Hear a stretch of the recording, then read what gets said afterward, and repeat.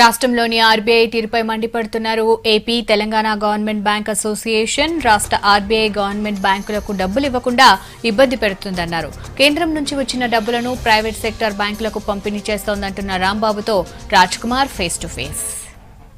పెద్ద నోట్లపై తీసుకున్న నిర్ణయం ప్రజల్లో గందరగోళం ఉన్నాయి. చాలా బ్యాంకులు, ముఖ్యంగా ప్రైవేట్ బ్యాంకులు నో క్యాష్ అని బోర్డులు పెడుతున్నాయి. దీనిపై స్పందించడానికి ఆంధ్రప్రదేశ్ మరియు తెలంగాణ బ్యాంక్ ఫెడరేషన్ ఈరోజు ముందుకొచ్చింది. దానిపై మనతో మాట్లాడడానికి అసోసియేషన్ యొక్క కార్యదర్శి రాంబాబు గారు ఉన్నారు. సార్ చెప్పండి, మీరు ముఖ్యంగా అంటే 15 రోజులు దాటిపోయింది.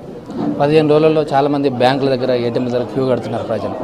ఎలా ఉంది పరిస్థితి? అసలు మీరు ఏం చెప్పాలనుకుంటున్నారు?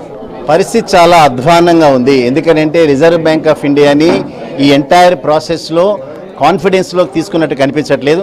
ఎందుకంటే 86% నోట్స్ అని ఎప్పుడైతే మీరు విత్డ్రా చేసినారో ఆ 86% నోట్లని సబ్స్టిట్యూట్ చేయడానికి Reserve Bank of India already ముద్రించైనా ఉండాలి, లేదా ముద్రణ చాలా ఫాస్ట్గానే ఉండాలి.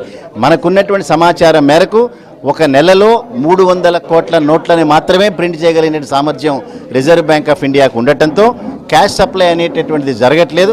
ఈ సప్లై జరగకపోవటం వల్ల ముఖ్యంగా పబ్లిక్ సెక్టార్ రంగంలో ఉండేటటువంటి బ్యాంకులు ఏవైతే 25 పబ్లిక్ సెక్టార్ బ్యాంకులు ఉన్నాయో వాటిలలో ఉన్నటువంటి ఖాతాదారులకి తీవ్రమైనటువంటి అసౌకర్యం కలుగుతోంది.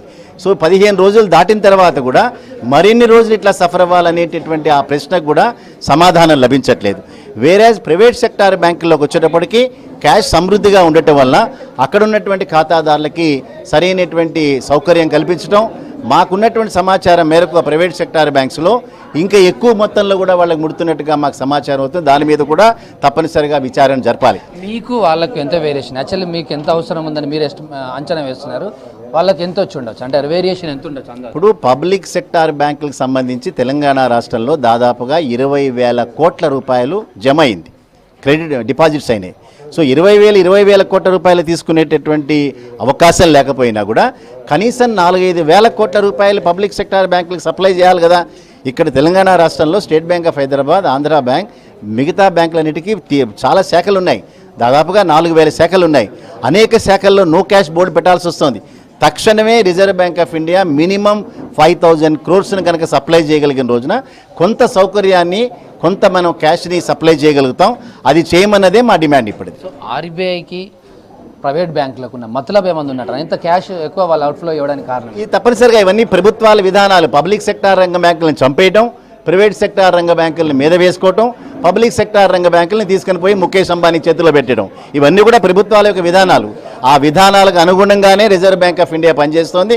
పబ్లిక్ సెక్టార్ రంగ బ్యాంకులు కనుక ఈ దేశంలో లేకపోతే సామాన్యమైనటువంటి రైతుకు కానీ ప్రజలకు కానీ తీవ్రమైనటువంటి ఆర్థికంగా నష్టాలు జరుగుతాయి. అందుకని ప్రభుత్వాల యొక్క పబ్లిక్ సెక్టార్ రంగ బ్యాంక్ వ్యతిరేక విధానాల్లో ఈ రకంగా చేయటం కూడా ఇది ఒక విధానం కాబట్టే మేము దాన్ని ఖచ్చితంగా ఖండిస్తున్నాం.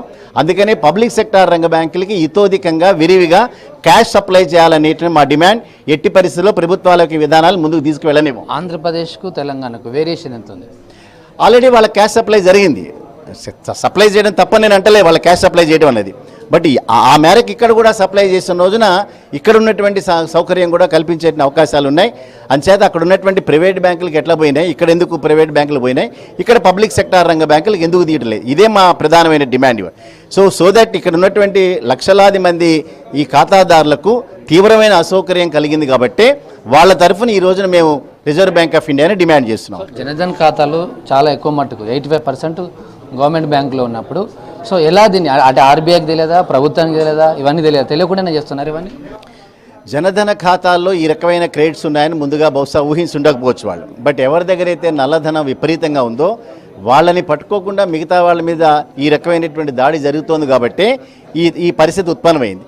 అందుకని ఎవరి దగ్గర అయితే ఎక్కువ మొత్తంలో నల్లధనం ఉందో వారు ఈ జనధన ఖాతాలను ఎంచుకున్నారు. 2.5 లక్షల లోపల క్రెడిట్ చేసుకోవచ్చు అనేటటువంటిది. సో రేపు పొద్దున విచారణలో బహుశా ఆ 2.5 లక్షలు ఎక్కడి నుంచి వచ్చిందో కూడా తేలాల్సినటువంటి అవసరం ఉండొచ్చు. ఇది మొత్తం మీద AP and Telangana bank federation చెబుతుంది. ఆర్బీఐకి ప్రైవేట్ బ్యాంకులకు ఎక్కువ అవుట్ఫ్లో ఇస్తున్న వల్లనే గవర్నమెంట్ బ్యాంకులకు విచ్ఛిన్నమైపోతున్నాయి. త్వరలో మూతపడే అవకాశాలని కూడా వారు అంటున్నారు. కెమెరామెన్ అశోక్తో రాజ్ కుమార్, V6 హైదరాబాద్.